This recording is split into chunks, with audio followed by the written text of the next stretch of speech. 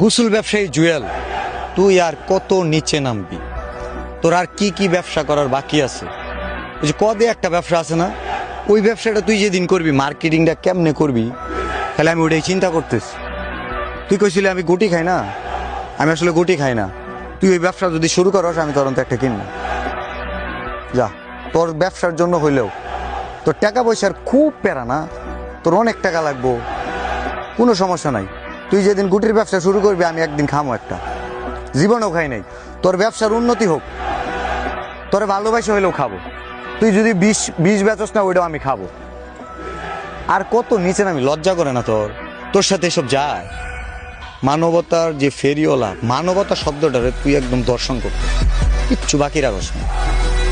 এটা চাই না, না উলট পালট যা দেখ খাইছস, বাংলাদেশে আইসস তুই বুইলা গেছস। কদিয়া যে ব্যবসাটা আছে, ওইটা তুই শুরু করলেও মার্কেটিং করার আগে একটু চিন্তা করিস, নাহলে কদিয়ার অনেক কিছু আছে।